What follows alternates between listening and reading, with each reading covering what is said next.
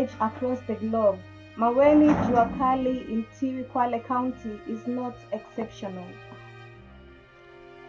Sexual and gender-based violence is any act or the threat of an act that causes physical, psychological, or emotional, economic, or sexual pain or injury to a person because of that person's gender.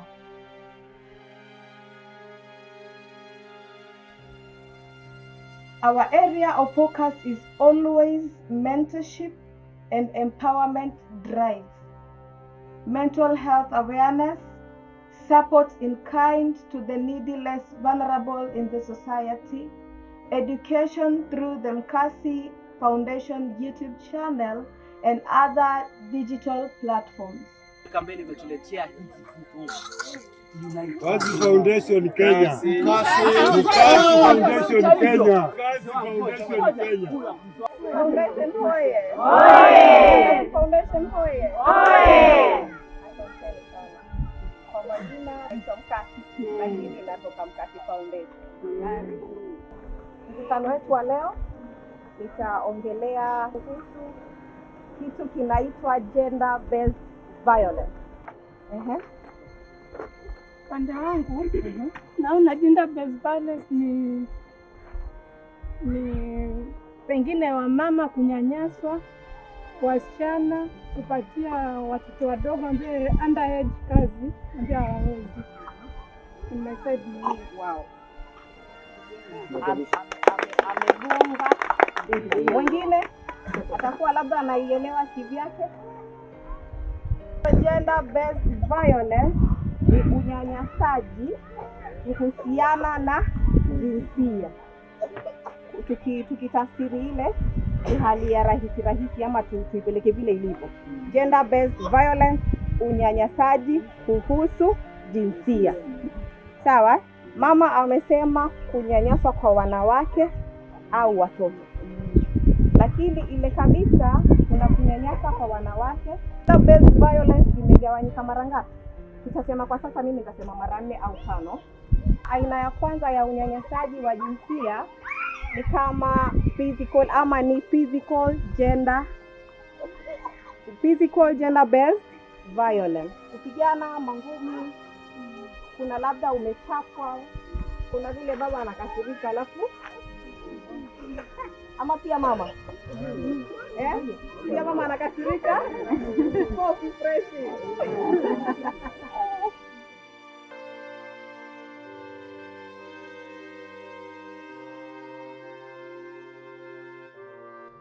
We keep you posted, informed, featured, but more is touching someone's heart and changing souls within our locality in Kwale.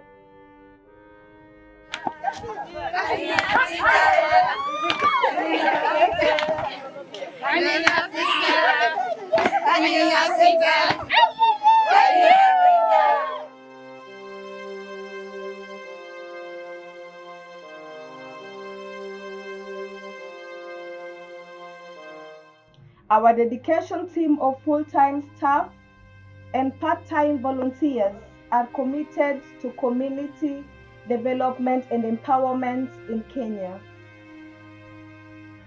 Our convictions drive us to create meaningful, collaborative community projects where they are needed most.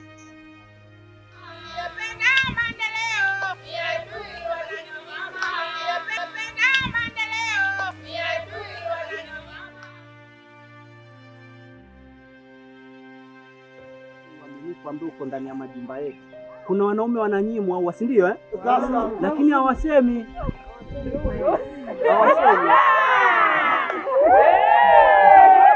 Sio wanaume peke yake na kuna wanawake wanalazimishwa. Ni uongo ama ukweli? Ni kweli Examples of sexual gender-based violence that can lead to death, physical injury, or psychological trauma, including infanticide, honor killing, female genital mutilation, femicide, human trafficking, forced labor, forced marriage, confinement, dispossession, rape, meaning of an intimate partner or non-partner, domestic violence, and humiliation. Increasing reports of physical and spousal abuse in online platforms led the activism through stakeholders and Mkasi Foundation volunteers to establish and join other organizations to champion reforms under GBV, but more so is to create awareness, bridge the knowledge gap to the vulnerable at the grassroots here in Kwale County and Kenya as a whole. High inflation and cost of living has been the major contributor in this rise of GBV violence, drug and drug abuse, idleness within the majority being youth is so wanting. Njani walezi ni wengi sana, na sasa kutuvamia ni rahisi kwao, kwa sababu kama hivyo umetuambia, mtu anatoa 100 alafu anaona ile 100 ni kubwa, maybe hata nyumbani hajakula breakfast, ameenda shule, amerudi nyumbani hakupata lunch, alafu amepata mtu amempatia hiyo 100, yeye anaona amefika mbele. Sasa kuna vitu vingi vinatokea, but mention someone itakuwa pia coupled with limited access to basic needs to families, such as shelters and education. This has created a situation where SGBV thrives in many communities in Kwale and other counties like Homa Bay and Turkana. These challenges make it necessary to educate Kenyans about SGBV so that they are aware of their rights, services available to the youth, to them, and the steps they need to take to get justice.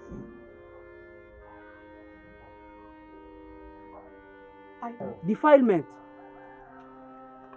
ni kumuingilia mtoto. Sasa hiyo defilement, awe amekubali au amekataa, sio lazima umlazimishe. Defilement ukienda kotini ukipelekwa maadali, huyu umemtia mimba na hana kitambulisho, hiyo ni defilement case.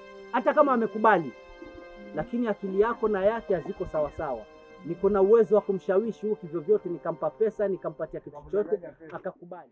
I must state emphatically that SGBV is a violation of human rights. It denies the human dignity of the individual and hurts human development. In 2022, the Ministry of Gender, Children and Social Protection undertook a study on domestic violence, which revealed that nearly 40% of women in Kenya have experienced physical violence, while 1 in 10 were sexually assaulted.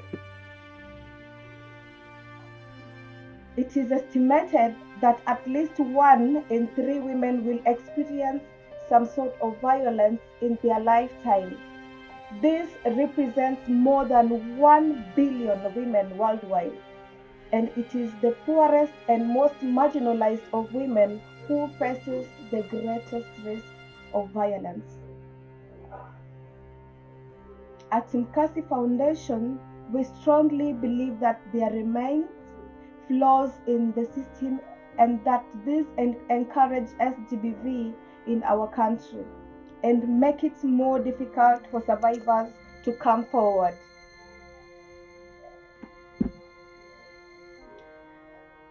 The informal sector is huge, and there's a wide range of workers in such workspaces.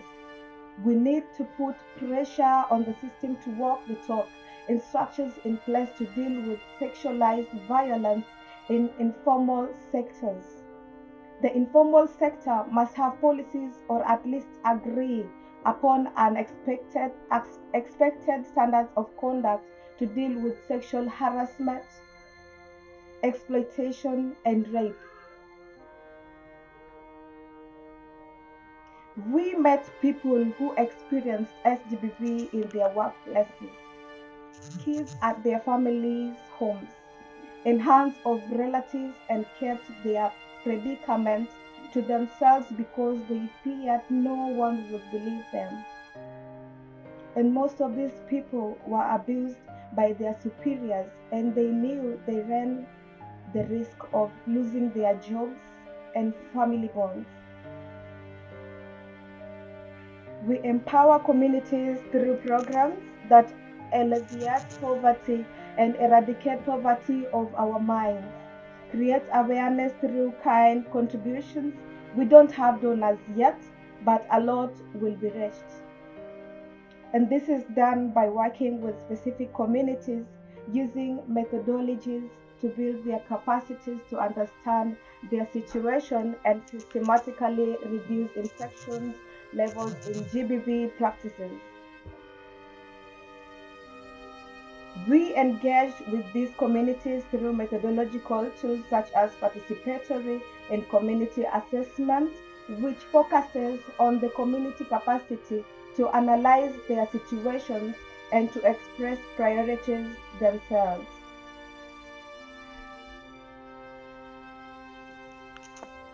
For effective understanding and appreciation of the situation, we employ different team techniques such as mapping, transect works, stakeholders analysis, and focus group interviews to gain in-depth understanding of poverty assessment before working on appropriate solutions. We also use other participatory methodologies such as participatory rural appraisal that empowers the community to generate their own information on the factors or challenges affecting them directly, share the information, and plan to take action. We provide a comprehensive approach to the situation that helps in the empowerment of the whole community. This approach is carried out by an interdisciplinary team that includes experts in community development, monitoring and evaluation, sociologists and health workers versed in the assessment and evaluation of poverty levels and infection of communicable diseases. To enable the community to take advantage of the existing institutional framework provided by the government, we built the capacities of communities to take advantage of the existing infrastructure to mitigate the impact of poverty and eradication of SGBV multi-practices. Our area of focus is in Kwale County as whole, but currently based in Matuga Sub-County, TV Village. To potential partners, donors, we are looking for you, well-wishers, opinion shapers, volunteers, friends from both government entities, private sector, religious circles. Our doors are wide open. Reach out and let's continue serving our community for exclusive inspiration, insights, and more so giving hope to the marginalized within us. All are welcome in support of putting a smile as we change a life.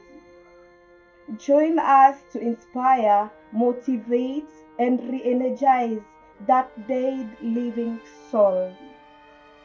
Umoja ni nguvu.